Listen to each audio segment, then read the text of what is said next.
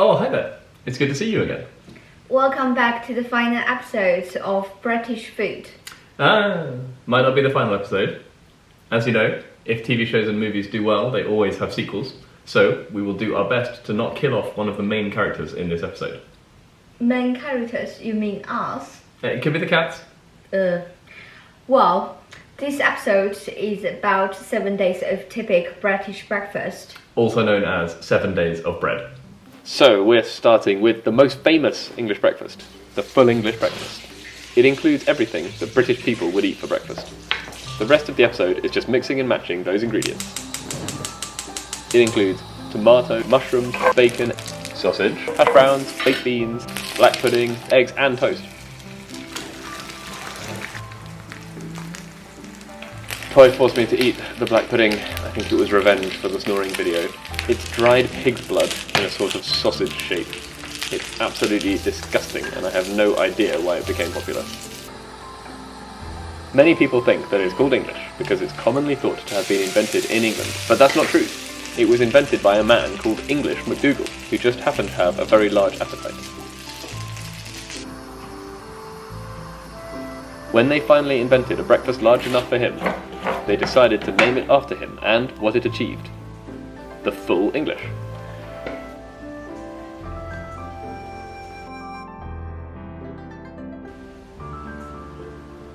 Yes, you're right. Drinking English breakfast tea with full English breakfast is required by law.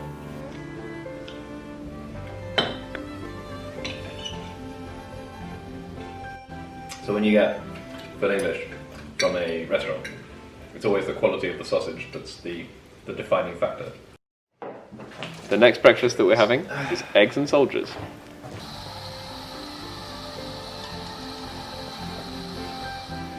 To make it, you boil the egg, making sure to keep the yolk soft, then butter the toast if you like, and cut it into strips. It's very quick and easy to make. This one's great for me because you actually do eat the crusts of the bread, so Toy can't waste any food.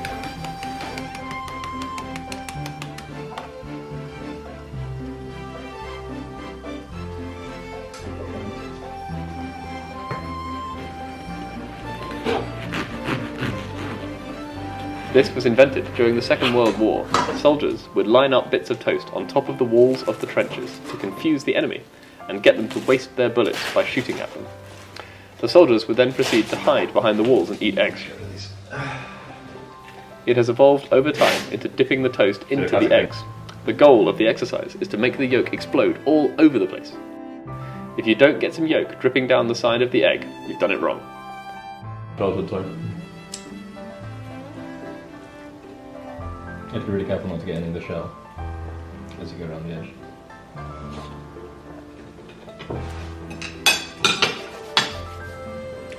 Don't worry, the meow was not part of the breakfast. She is still alive. And our next one is Eggs Benedict. A muffin is a type of British bread with a slightly dense, squidgy texture, not to be confused with the sweet muffins like a blueberry muffin.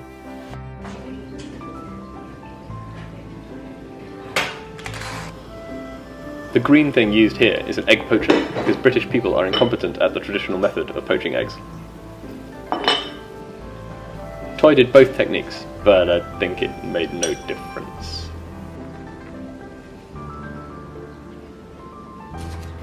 It is now a very popular brunch option in cafes for millennials who are often seen to spend upwards of £15 just for this meal of a muffin, poached egg and hollandaise sauce.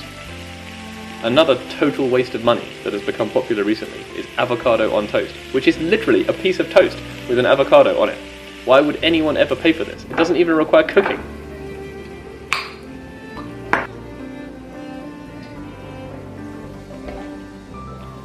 This was invented by two men, Ben and Richard. A nickname in English for Richard is Dick, so it became known as Eggs Ben and Dick, which eventually became Benedict.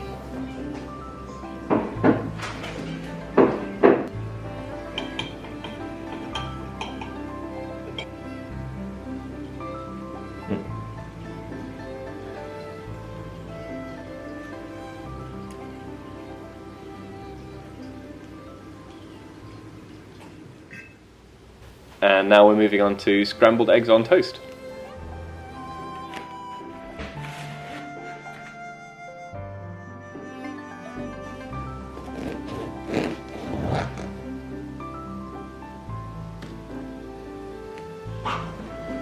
The story behind this British delicacy is that someone accidentally forgot to remove an egg from a pocket of a pair of trousers when they put them in the washing machine, and as a result, the egg got thoroughly shaken up.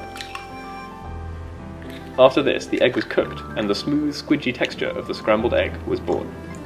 It was later discovered that you didn't need to do this in a washing machine, and just breaking the eggs into a bowl and whisking them was also viable.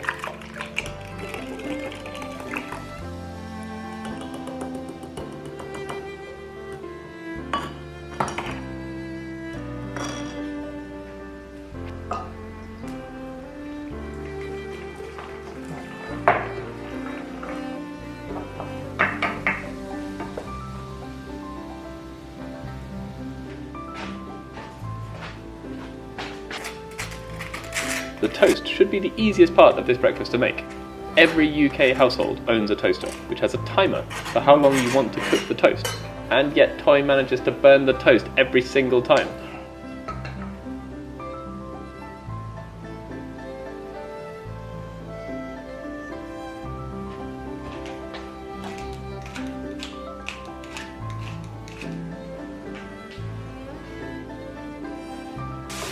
Mushrooms are a really common breakfast vegetable in the UK because they're included in the full English.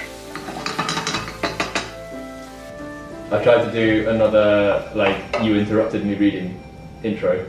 I don't think it went very well. Oh. My acting was so bad. So those 6 words now going to come out now. 6. 6.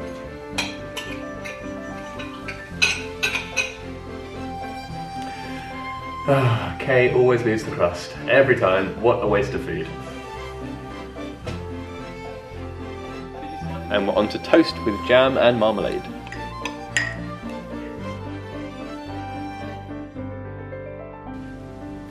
Obviously, all British people like to copy Paddington Bear and eat marmalade for breakfast quite often. Of course, to acquire the recipe, ancient British people had to travel to Peru and torture Paddington until he gave up the recipe voluntarily. Many people think that marmalade is made from oranges, but it's actually about 60% sugar, so it should really be called sugar with some oranges in. It's not sweet though, because the oranges that you use are incredibly sour before you add the sugar in. But the enemies also scale with you, so it just keeps getting harder and harder as you go. Croissants? Yes, croissants are not English, they're French. We got frozen ones that you just stick in the oven. Before COVID, you could get fresh ones from the bakery every day.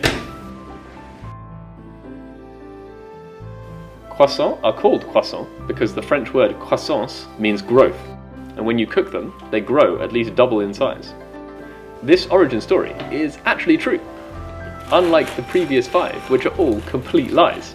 Surprise! I made them all up. You can eat them plain, with jam, or stuffed with all sorts of different things because they're pretty much just another sort of bread. These ones were stuffed with ham and cheese, like a sandwich, and then baked to melt the cheese.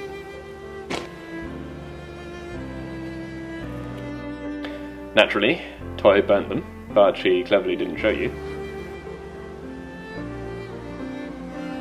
Croissants are probably my favourite breakfast now, but unfortunately they're only good when they're fresh, so it's not convenient to have them every day.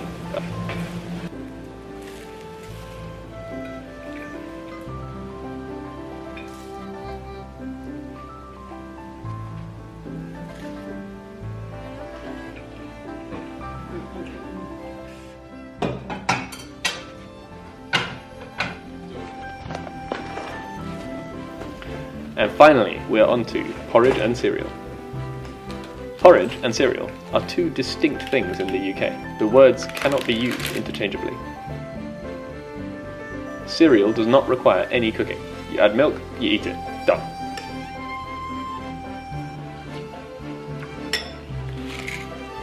Porridge is like congee.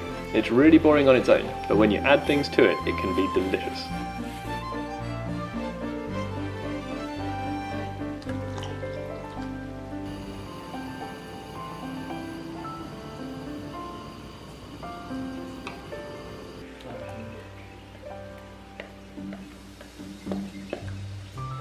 If you just want a quick breakfast, brown sugar is enough. However, in this one, Toy added sliced banana, blueberries, almond butter, blueberry compote, and seeds, because it looks fancy like in a restaurant. It also happens to taste really nice. This was the only breakfast that we had that didn't include any bread, but I guess you could have porridge on toast if you must. If you're still watching, thank you for getting to the end. I hope you enjoyed my very accurate histories of the food that we had. You mean your lies? I don't call it that. So if you do want to see another episode of British food, please give us 点赞、投币、收藏. See you next time. Bye. Bye.